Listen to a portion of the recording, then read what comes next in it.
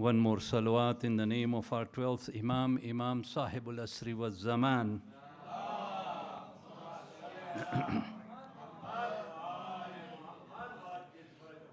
أعوذ بالله من الشيطان الرجيم بسم الله الرحمن الرحيم بسم الله وبالله وصلى الله على محمد وآله ومفوض أمري إلى الله إن الله بصير بالعباد الحمد لله الذي هدانا لهذا وما كنا لنهتدي لولا أن هدانا الله لقد جاءت رسل ربنا بالحق والصلاة والسلام على أشرف الأنبياء والمرسلين أبي القاسم محمد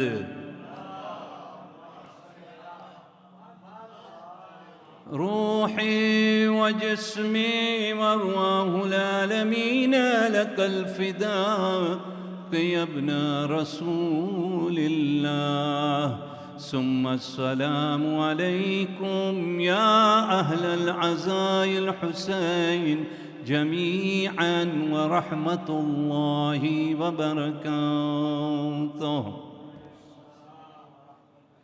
بسم الله الرحمن الرحيم قال إمام جعفر الصادق عليه السلام إن أهل الله حرما وهو مكة وللرسول حرما وهو المدينة ولأمير المؤمنين حرما وهو كوفة ولحرم بالدة القم صلوات.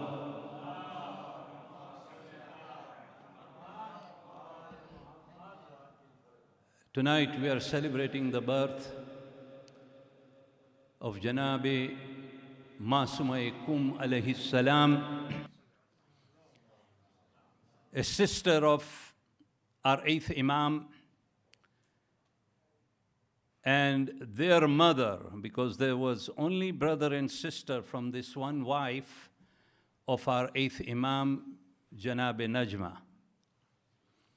Of course, there was a lot of excitement in the month of Zilqad in the household of our 7th Imam, because his daughter was going to be born in the month of Zilqad, and his son was already born in this same month of Zilqad. And we will commemorate the Wiladat of our 8th Imam, inshallah, on Sunday night. But we find in history that Ayatollah Ahmad Marashi, he was living in Medina, and he was doing a research. In his research, he was trying to find out where is Janabi Fatimatu Zahra Salamullah alayha is buried. Because there are 2 locations, neither of them are confirmed locations. One is, of course, that she is buried in Jannatul Baqi. The other is that she was buried in her own house, in the house of the Holy Prophet himself. So he was trying to do research, and he was so stressed out trying to do this research that one night when he went to sleep, he had a visit from Mawla-e Kainat, Hazrat Ali ibn Abi Talib alayhi salam.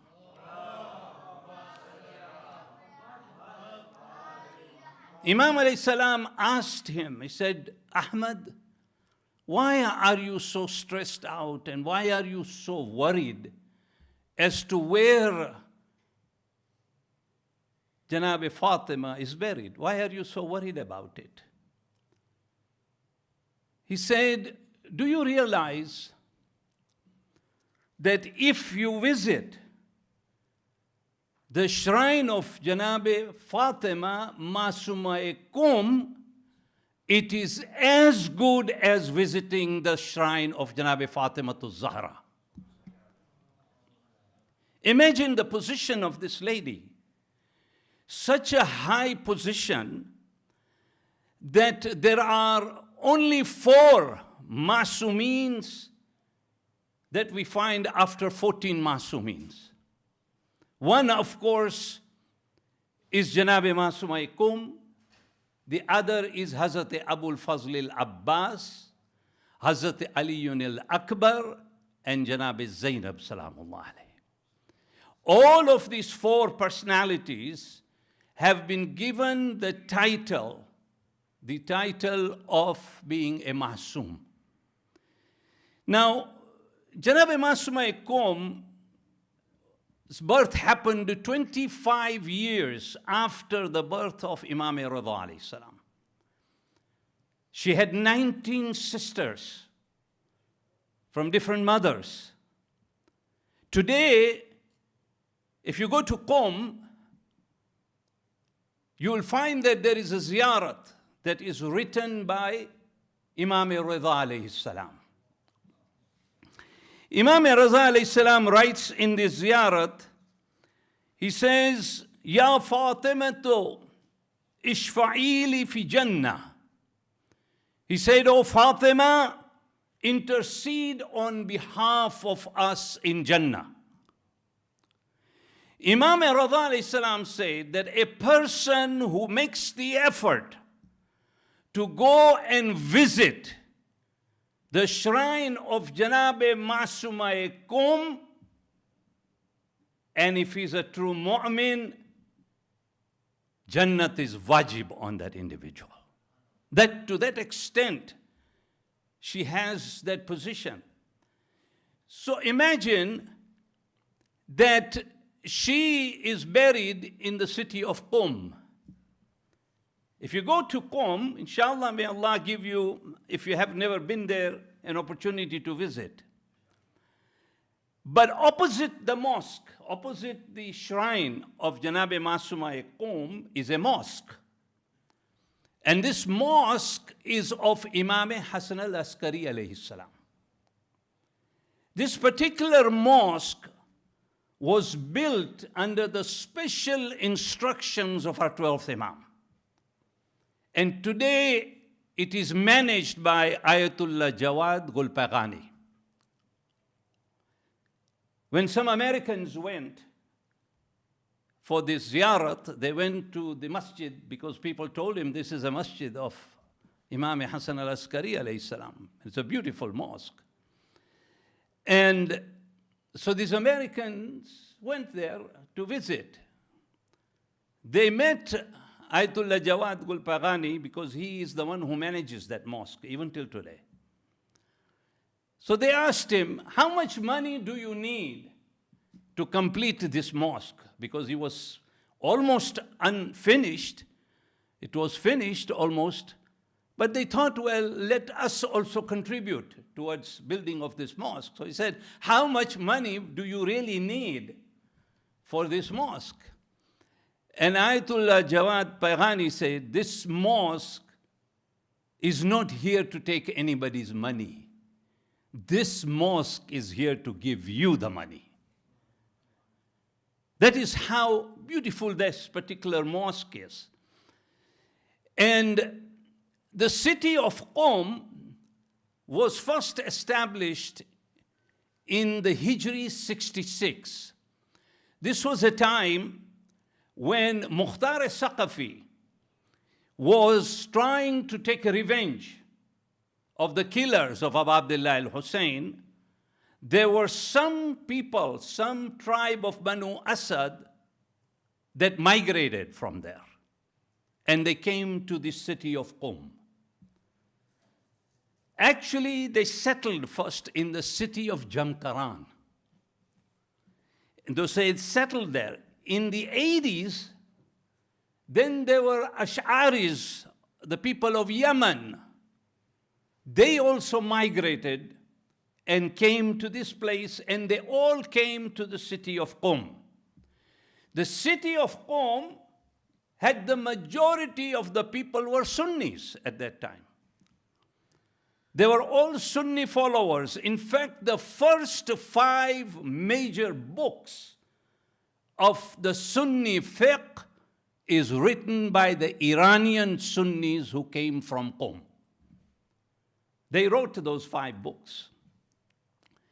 And so this city started to grow. And as it was growing, people found the need to have Hawza-e-Ilmiya there. Because we find many of our scholars who come from Iran come from the city of Qum, either Najaf or Qum or Damascus, but majority. So when that happened, they were looking for how do we establish a Hawza here. There was a sheikh called Abdul Karim Hayri. He was in Karbala. He had gone there to Karbala to visit the shrine of Imam Hussein alayhi salam, and he got quite sick. He was so sick that there was no chance of him living at all. And so he told his people, he said, take me on a chair because I cannot walk. He was very sick, and so he said, take me and do the tawaf of the haram, the shrine of Imam Hussein alayhi salam. So they took him there and they did a tawaf as he was sitting on the chair. It is said by Abdul Karim Hayri, and many of the scholars are of the opinion that Abdul Karim Hayri got 20 more years after the tawaf because Imam Hussein alayhi salam came and intervened with Malakul Maut. And he said, you give him 20 more years, I want him to finish a particular project in Iran, in Qum. Leave him alone for 20 years. He lived for 20 years. And what did he do? He established the Hawza-e-Ilmiya that is currently today in Qum. That haram, you can imagine, is a haram of Janabi Masooma-e-Qum, and right next to it is the Hawza-e-Ilmiya, which was established by Imam Hussein through Ahmad Hayri in the city of Qum. So it is quite a remarkable thing. In fact, we are told that if you ever have a problem in life, and ironically, there are people whom I know in the last 3 months since the issue of Gaza, and the non-response of the Muslim Ummah have moved to Qum. I was surprised myself, but there is a hadith of the Holy Prophet that says that whenever you have a problem in the world and you find that you are living in an unsecure environment, then go towards the city of Qum. Because there will be no city that will be as peaceful as the city of Qum. This city of Qum was established. The city's name was not Qum before. It was on the night of Mi'raj that the Holy Prophet was going for Mi'raj. And when he came near the city of Qum, he saw a pile of dirt. On the pile of dirt was Iblis sitting. Shaitan was sitting on top of it. The Holy Prophet, as he was passing by, he looked at it and he said, Iblis, Qum. Qum means get out or get up. But he said, Qum to him. He said, get out of here. Don't sit here because this is the home of Ahlul Bayt alayhimus salam. And from that day on, the city of Qum was established. Was on that night of Mi'raj when the Holy Prophet was passing through. In history, we find that there were sisters who followed their brothers wherever they went. One was Hazrat Musa's sister, Kulsum. She followed the basket in which Hazrat Musa was laid, and as the basket was moving along the river, she was also walking along the side because the mother was so concerned. And the mother had told Allah subhanahu wa ta'ala, Ya Allah, I'm at the end of the day, I'm a mother. How can I place my baby in a basket? But it was the call of Allah. So she placed it. But this Kulsum said, don't worry, Mom, I will follow. I will follow the basket. So she followed on the side. She followed until she saw that that particular basket had ended in the palace of Pharaoh. And then she saw Janabi Asya take the little baby, kiss him, take him inside. So she also went inside. When she went inside, Asya says, this baby is crying. The baby needs milk. Where can I find a lady that could produce the milk for this lady? But look at it. How Allah subhanahu wa ta'ala had arranged the whole setup for Hazrat Musa.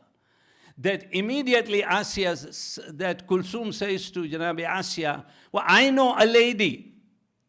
She can take care of this. She can give milk to Musa. So Asya said, go and get her. Of course, Asya goes, Kulsum goes, and where does she go to? She goes to her mother. She says, Mom, you are now needed there in that palace so that you can feed Musa. This is how Allah subhanahu wa ta'ala had arranged. This was one arrangement. The second arrangement was that of Janab Zainab and Imam Hussein alayhi salam.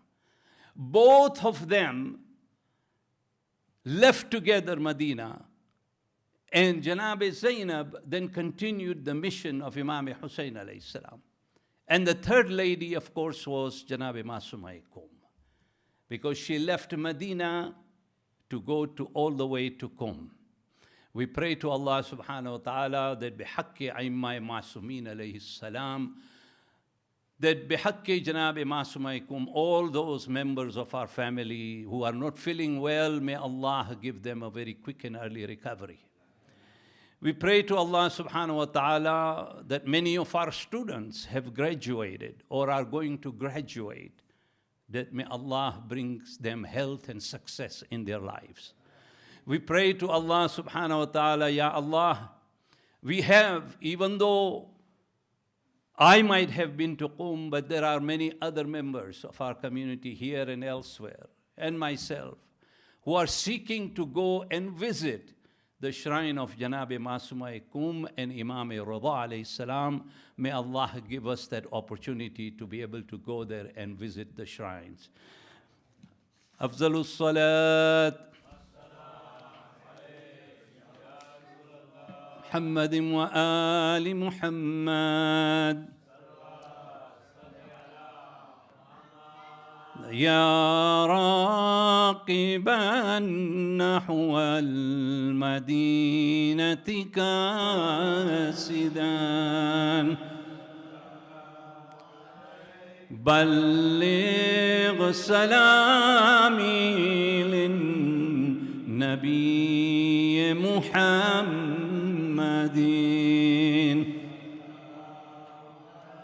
وقل السلام عليك يا علم الهدى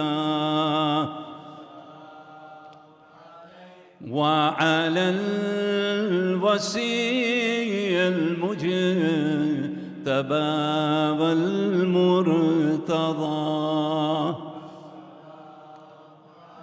يا محمد يا أحمد يا أبا الزهراء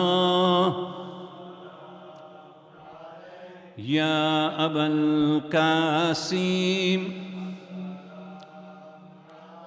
جد الحسنين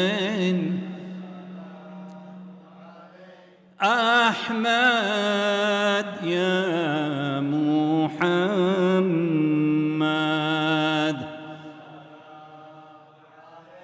أحمد يا محمد أفضل الصلاة محمد وآل محمد